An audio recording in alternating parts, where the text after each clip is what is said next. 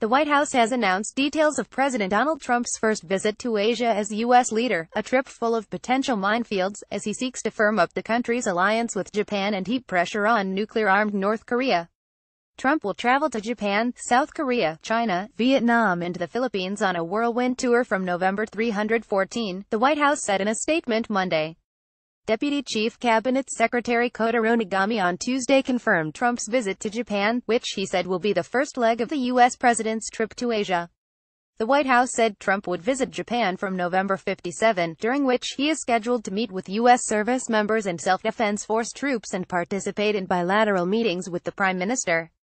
The visit will come just 2 weeks after Sunday's lower house election, in which media polls have pegged Prime Minister Shinzo Abe's ruling Liberal Democratic Party as the overwhelming favorite, making Abe's return to the prime ministership almost certain.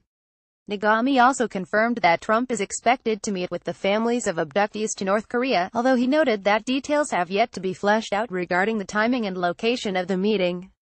Media reports have said Abe has been arranging for Trump to meet the parents of Megumi Yokota, who was abducted from her hometown of Niigata on the Sea of Japan coast in November 1977, when she was 13 years old. Abe has invested considerable political capital into resolving the issue of abductions of Japanese nationals by North Korean agents. The government officially lists 17 citizens as abduction victims and suspects North Korea's involvement in other disappearances of Japanese citizens.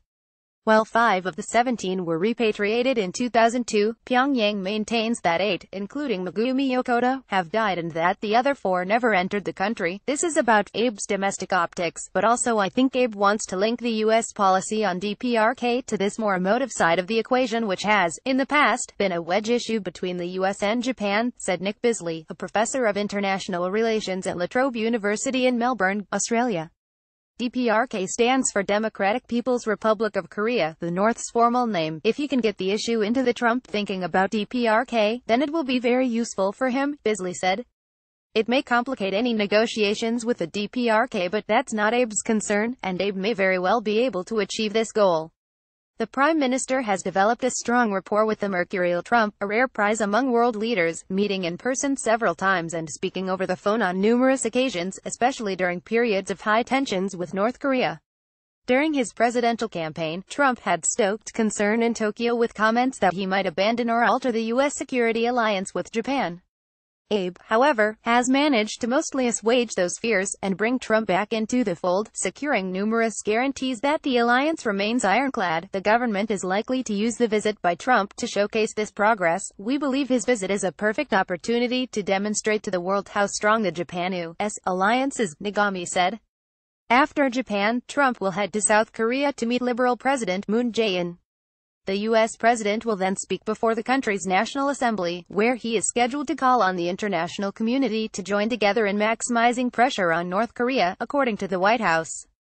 Trump may also travel to the demilitarized zone DMZ separating the two Koreas, the Yonhap news agency reported October 10, citing an unidentified military official. Trump is expected to send a significant message to North Korea either verbally or kinetically during the trip, Yonhap said, without elaborating on what that may mean. Asked Monday about the potential DMZ visit, Trump said he would take a look at that. Following South Korea, Trump will head to Beijing for bilateral, commercial and other events, including meetings with President Xi Jinping. He will travel to Vietnam on November 10 to participate in the Asia-Pacific Economic Cooperation APEC Economic Leaders Meeting, delivering a speech at the APEC CEO Summit in which he is slated to lay out the United States' vision for a free and open Indo-Pacific region and underscore the important role the region plays in advancing America's economic prosperity, the White House said. He will wrap up the final 3 days of his visit with a trip to Hanoi and Manila for bilateral meetings. In the Philippines, he will join a special dinner marking the 50th anniversary of the Association of Southeast Asian Nations ASEAN and will later celebrate the 40th anniversary of U.S.-ASEAN relations at the U.S.-ASEAN Summit, where he will hold bilateral leadership meetings with the grouping's leaders, including Philippine President Rodrigo Duterte. The president's travel will underscore his commitment to long-standing United States alliances and partnerships, and reaffirm United States leadership in promoting a free and open Indo-Pacific region, the White House said. But in Asia, where few U.S. government posts have been filled, Trump will likely have his work cut out for him. Allies will need more than a Trump visit to be reassured, said Bisley. The U.S. needs to turn rhetoric of Asia strategy into actual policy, which means action on the ground, staff appointed in state, defense, and in the key embassies. South Korea still doesn't have an ambassador nominated, as is the case in many regional countries. A long way to go before the region is reassured. Tomohiro Osaki contributed to this report.